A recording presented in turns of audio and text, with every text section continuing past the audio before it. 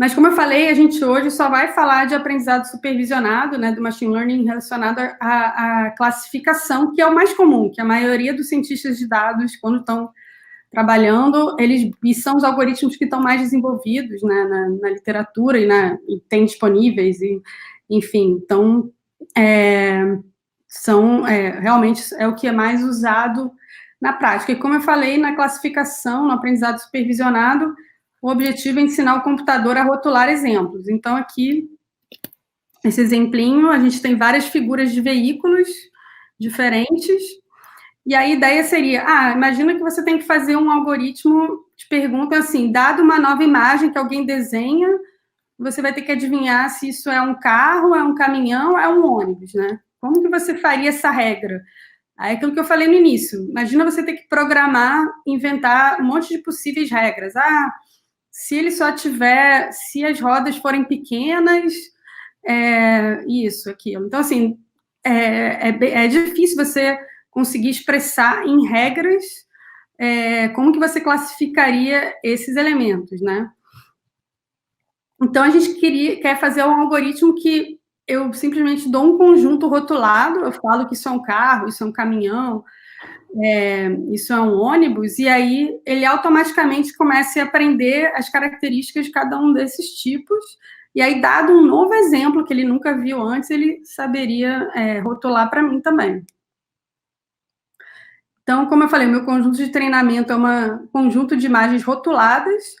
Então, por exemplo, aqui eu estou classificando se um carro ou outro tipo de veículo, né? O azul seria um carro e o vermelho é outro tipo de veículo. E aí o meu objetivo é que quando eu der para o computador essa imagem aqui, ele consiga me dizer, isso é um carro, isso é outro tipo de veículo, por exemplo. Né? A ideia é automatizar esse processo, né? Esse é um exemplo. Então, entrando num caso assim, da literatura também sobre esse assunto, só para a gente dar um exemplo mais concreto, por exemplo, tem um dataset simples, né, de flores, em que você descreve as flores por 4 variáveis. Comprimento da sépala, largura da sépala, comprimento da pétala e largura da pétala. Esse dataset é bem antigo, foi criado em 36, é da época de análise estatística mesmo. Hoje em dia, a gente trabalharia direto com a imagem da flor, mas na época, como computacionalmente é muito difícil você tratar de uma imagem desse tipo, na época eles mediam, eles nem tinham foto, né? Eles tiravam, mediam a sépala, pétala, etc. E aí vinham, como é que a gente pode criar um classificador das espécies, né? Seria um exemplo. Então, eu tenho aqui possíveis plots entre as variáveis e mostrando as classes. Azul, verde e vermelho são 3 classes diferentes.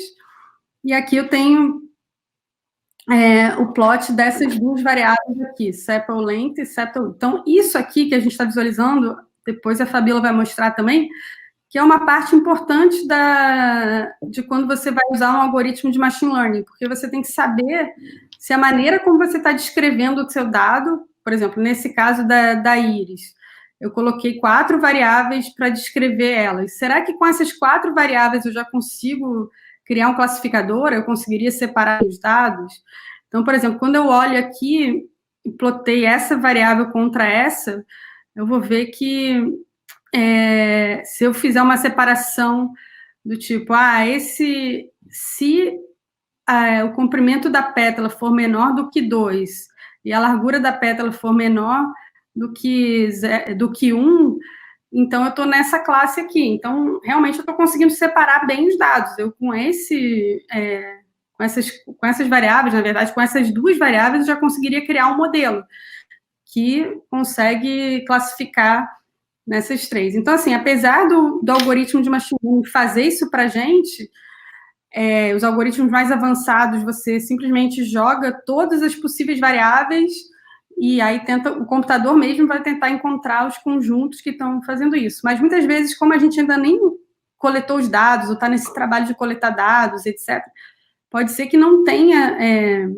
você não tenha coletado variáveis o suficiente para descrever o seu problema, então você tem que visualizar os dados e ver se realmente tem alguma correlação, né? Então, isso é uma parte do trabalho também. Então, basicamente, o objetivo do algoritmo de aprendizado é encontrar essas separações. Então, no espaço da representação que você está fazendo do dado, no caso aqui, com 2 variáveis, eu já consigo encontrar uma função que diga que essa função aqui, né, de tal forma que quando ela é menor do que 0, eu tenho essa classe aqui. No caso, eu estou separando só 2 classes, né, essa classe, e quando ela é maior do que 0, eu tenho essa classe. E a mesma ideia vale para problemas de visão computacional, em que, na verdade, os meus dados, eles não estão representados por 2 ou 3 ou 4 variáveis. Na verdade, cada pixel,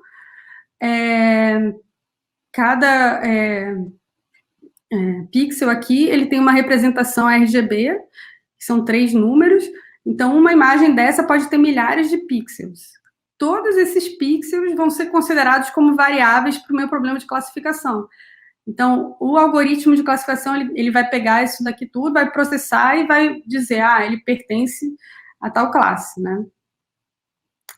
Isso, até poucos anos atrás, não era factível, pelo tamanho das imagens, né? E pelo fato de que os algoritmos de classificação não conseguiam lidar com essa quantidade grande de imagens. Então, eu vou falar de variáveis, né? Então, o que o algoritmo de classificação está fazendo, na verdade? Ele é um algoritmo de otimização, um algoritmo de busca. Ele está tentando encontrar a função que minimiza o erro, que é dado por essa função matemática aqui.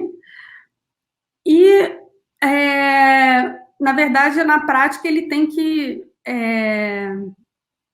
na verdade, a gente usa uma função que não é... Essa função aqui seria a função que minimiza o erro, que é uma função degrau. Só que, na prática, a gente usa uma outra função contínua que ele vai ter que minimizar. Então, um exemplo, dependendo do algoritmo de aprendizado, várias funções podem ser utilizadas. Então, eu só queria ilustrar eu já estou acabando essa parte mais matemática, a gente vai entrar para os casos hands-on, mas eu queria ilustrar que existem vários tipos de algoritmos de aprendizado e eles têm capacidades de representação diferentes e a maneira como eles encontram a função é diferente. Um exemplo bem simples é a regressão logística. Então, na regressão logística, na verdade, você tá representando a sua função como a função, ela vai ser uma função de pesos, assim, e mais uma logística em cima do dado. E aí ela é muito utilizada para problemas de classificação. Basicamente, ela está encontrando esses pesos, né, esses pesos W que minimizem essa função logística. Então, já existe esse tipo de algoritmo, já existe desde há muitos anos, né, já foi criado dentro da área de estatística, mas ele resolve muitos problemas de aprendizado de máquina também. Se você coloca o seu dataset num formato de features, né, de características, assim, e aí você consegue encontrar esses pesos W que minimizem essa função. Existe um algoritmo que faz isso, e ele vai te dar o resultado. Aí o interessante é que, assim, as redes neurais, que são outro algoritmo de aprendizado de máquina, que são bem falados, na verdade, você pode ver elas de uma forma similar, né? Você tem entradas que são de características, e aí a rede tem pesos que faz combinações dessas entradas e vai ter uma saída que é um output. A diferença é que aqui eu tenho múltiplos pesos, então eu posso fazer combinações não lineares, combinações entre as minhas features de entrada, que na regressão logística eu não faço, é um modelo linear nas entradas.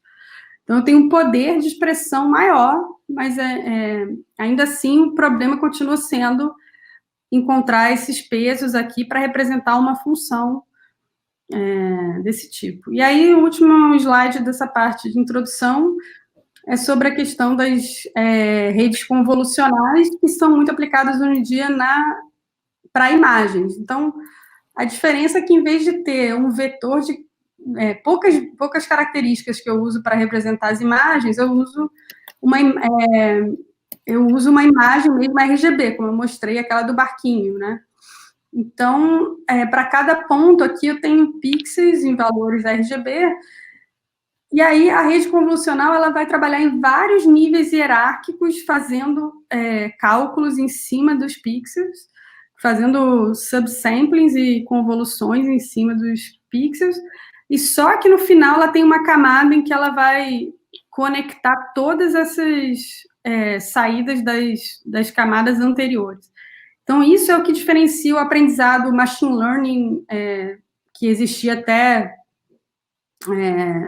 2010, por aí, do deep learning, né, que é muito falado hoje em dia, é o fato de você organizar em camadas o processamento, e isso para imagens teve um impacto enorme, né? Assim, então, hoje em dia, a gente tem resultados muito melhores em classificação de imagem, porque a gente organiza a rede, ela aprende esses mapas hierárquicos, né?